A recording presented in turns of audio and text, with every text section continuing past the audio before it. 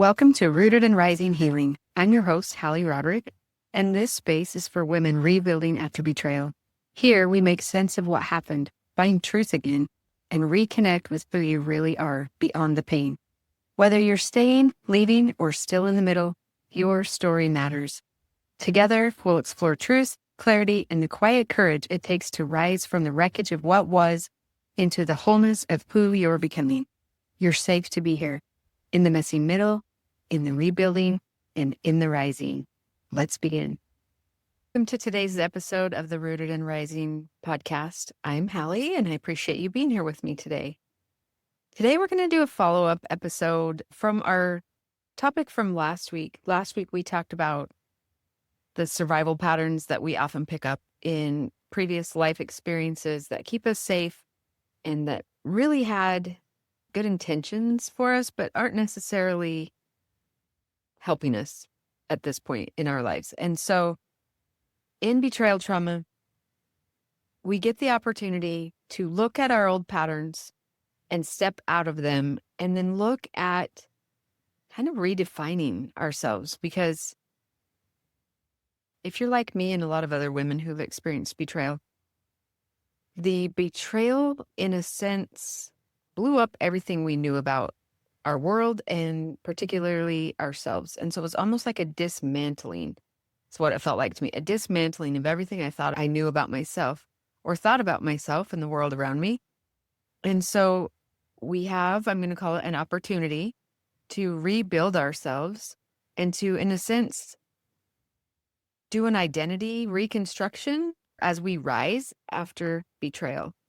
And so while this betrayal might have felt like an earthquake in your life and to your identity, this doesn't have to be the end. It does often shatter the old map of who we thought we were, but it doesn't have to shatter our future. Out of this crisis, we can create meaning. And so a couple of things I want you to ask yourself is, what do I believe now? And what do I want to know about myself and about others and about the world around me? And who am I without the old story? So I don't know if you can relate to this. I'd actually kind of started doing this even before betrayal, but particularly after betrayal. I started to say, you know what, my name's Hallie. And yes, I am my child's mom, and I am my husband's wife, and I am my parents' daughter.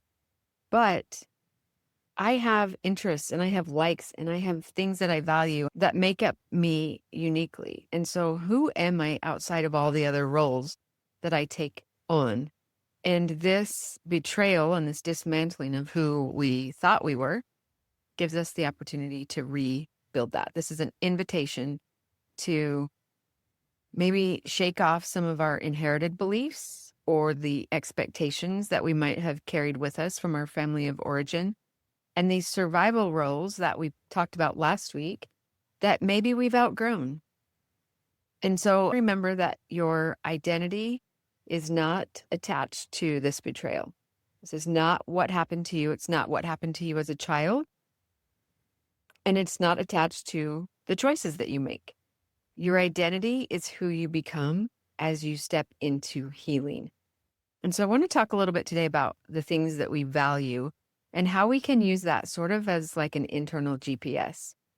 And even as an opportunity to, in some ways, reparent yourself. I was at a conference or a retreat a few years ago, and they were talking about reparenting ourselves. And I had heard the word, but didn't really know what it was. And a lot of times the things that we value are things that we picked up along the way that either our family or our religion or our culture kind of innately instilled in us because of the environment that we were raised in. And as we grow and as we mature and as we heal and we develop and we make our own choices, we get to decide if those things that we picked up from our parents essentially are still working for us. And so the question that really hit me, they said, you were in your parents' home and you were raised by your parents for 18 years. And you've been out of their home for about 30. Are you doing a better job of parenting yourself than they did? And I was like, whoa, okay, I need to take a step back and look at that. Because I think there's some things, I had great parents. They raised me in a safe home and taught me a lot of great things that I still value today. And some of the things I haven't put back into my foundation again. And so as we talk today about values, I would encourage you to think about where you picked up the things that you value today. And are they actually your values, or are they the values of your parents, or maybe a coach or a teacher or some other influential person in your life? And do those values that you've picked up along the way still ring true to you? And it's okay if they don't. It's okay to shift and to grow. I think we're meant to do that. And sometimes in betrayal, all those values that you've anchored yourself to might also feel uncertain. And so our values get to, in a sense, guide our decisions. They get to be part of the foundational work of boundaries and the choices that we make, and even the emotional energy that we have. So I think in doing some examination or some self-reflection on the things that we value can help reconnect you to your true divine self, like who God sent you here to be, or who you are at the highest version of yourself. Not the version that's shaped by fear or by trauma or by expectations of other people or culture, but who are you at your true core divine higher self? If you followed Jay Shetty, I love him. He's written a book called Think Like a Monk that was really impactful for me, and he's kind of an influencer. He spent, I think, a year in a monastery as a Buddhist monk, and he has some great lessons that he learned in the monastery that he now teaches to people that follow him and that work with him. But he talks about values and how our early environment shapes the things that we value. The early environment that we lived in, the praise we received, the criticism we received, the school we went to, the religious culture we were brought up in, even the culture that you were raised in. Like I was raised in a small farming community, and that deeply shaped the things that I value. And I think those values would be vastly different from someone who was raised in suburban USA, or even in a different country or a different religious culture. So a lot of our values were handed to us, not things that we chose along the way. And healing invites us and gives us the opportunity to sort through them. Which ones are truly mine? Which ones are left over from family conditioning or cultural conditionings? Which values have I been performing to stay safe or to find approval from other people? And so this identity begins to reform us from the inside out as we look at the things that we value. So a couple of things to consider as you're doing this value work. Sometimes it's so easy to get influenced by the voices of outsiders or culture or family or society that we really need to slow down. We need to take time to be still, because our nervous system, especially in the aftermath of betrayal trauma, might be still wired for danger. And it's hard to get clarity on what is true for us if that is activated. And so clarity comes when we can create some internal safety. And I've been talking about that in some of my earlier episodes, so we'll continue to talk about that going forward. But for this values work, I would encourage you to think about finding some quiet time in a quiet place. I have a little sacred space in my office, a corner that I've created that has the things I love that bring me peace and calm and groundedness, and do some thought work and some internal reflection around that from a grounded place. Turn down the volume of everybody else's voice and everybody else's expectations, and then imagine turning up like the volume of your inner voice, your inner self, that highest version of yourself. And just give yourself permission to listen to that now, that reparenting voice, listening to the messages that your body has for you. What matters to you? And so think about this. You don't have to have all this, by the way. You don't have to have this all figured out right now. I'm just wanting to plant a few seeds for you to start thinking about stepping out of maybe some of the old patterns that aren't serving you well. So kind of look at your life as a mirror of the things that you value. And this is an opportunity to go, logically I say that I value this, but the way I'm showing up in my life actually reveals something different. And so that either is an opportunity for you to question that thing that you say you value and go, maybe I don't actually value that as much as I thought I did. Or an opportunity to step back and go, what, I actually do value that, but I'm not showing up in my life in a way that reflects that. So you get to choose. So here's a couple of questions just as self-reflection. If you have a pen and paper, this would be a great time to sit down and maybe pause this episode as you go along and go, okay, I'm going to do an inventory. How do I spend my time? If I look at my calendar, what fills up the majority of my time? When I have free time, what do I do with that free time? Where do I spend it? What am I doing and who am I with? What do I make space for? Do I have time in my schedule to make space for things that are important for me? And if so, what are those things that fill up that space? Are there things that I consistently avoid, that I say no to, that I don't schedule in? Are there things that you admire in other people that you emulate or that you want to reflect? And if so, are you successful in that? Or do you need to take a step back and go, okay, I need to change a few of my choices or my behaviors? What things inspire you or moves you or drives you to move forward, kind of gives you that, yes, that's for me. What are those things? This is one of my favorite things to think about. Think about times in the past where you have felt really alive. What were you doing in those moments? And what values were being honored at that time? What things brought you peace and joy? Just total joy. When you think about the times that bring you total joy, what are those? And what values does that reflect? And on the flip side, when you have felt hurt or angry or resentful or frustrated, what underneath there is violating something that you value? Pain points are often a good measure to point to something that you value that's not getting either honored or that you're not living up to. So think about that. Are there things that are non-negotiable in your life? What are the non-negotiables in your life? What do you need in order to feel aligned again? And what is essential for you to feel safe, authentic, and grounded? Maybe that's honesty, integrity. Maybe that's safety, emotionally, psychologically, physically. Maybe that's health.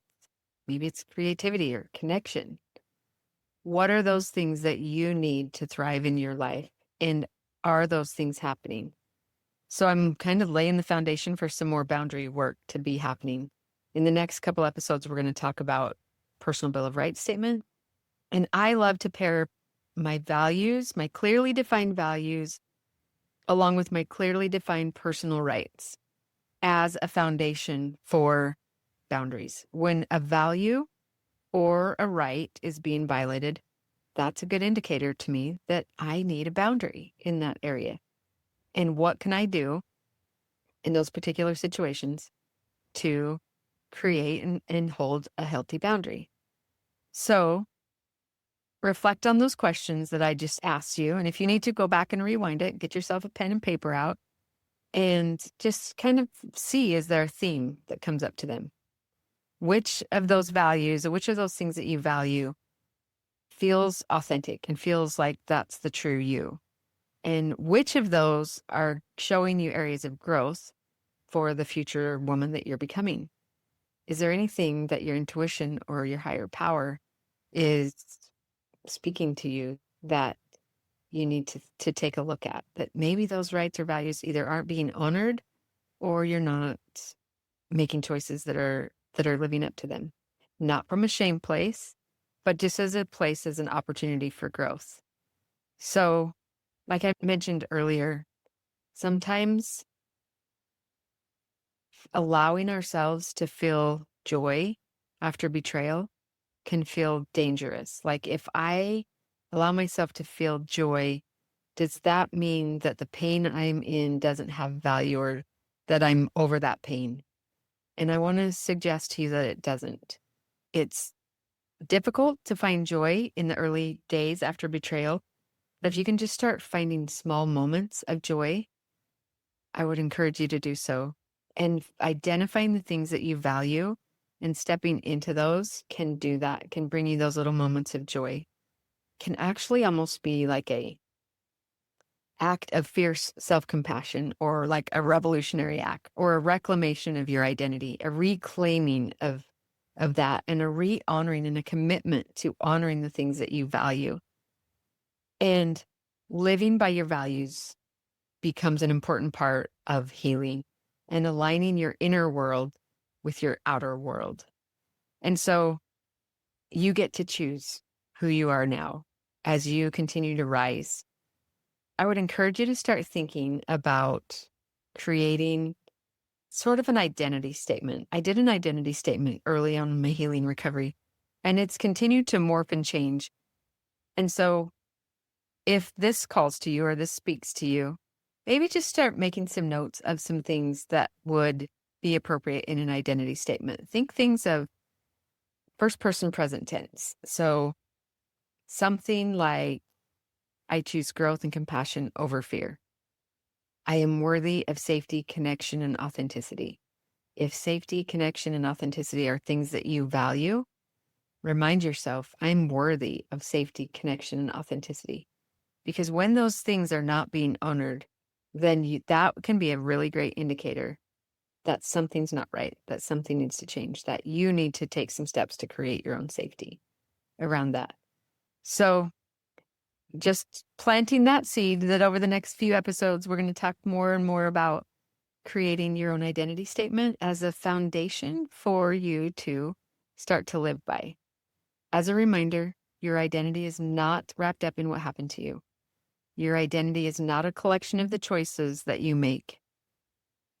But every time you name a value, you honor a boundary, you listen to your inner voice, you reparent yourself, you're in a sense rebuilding your identity and your life from the inside out.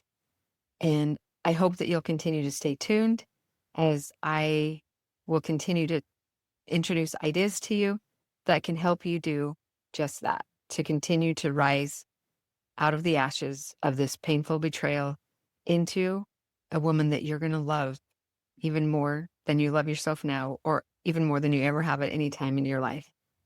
I've often said that I would never, ever, ever, you'll probably hear me say this, I would never want to go back and walk through what I've walked through in the last several years. But I also wouldn't give up the things I've learned about myself. I'm still in the process of learning and healing and growing. And I love who I've become. And I look forward to continual growth and more learning about myself and stepping more fully into that authentic, highest version of myself that continues to morph and grow. So stick with me as you're doing the same, and let's do it together. Thanks so much for being here. I'll see you next week. Thank you for being here with me inside Rooted and Rising Healing. Remember, healing isn't a destination. It's a returning to your truth, to your voice, to the woman you were always meant to be.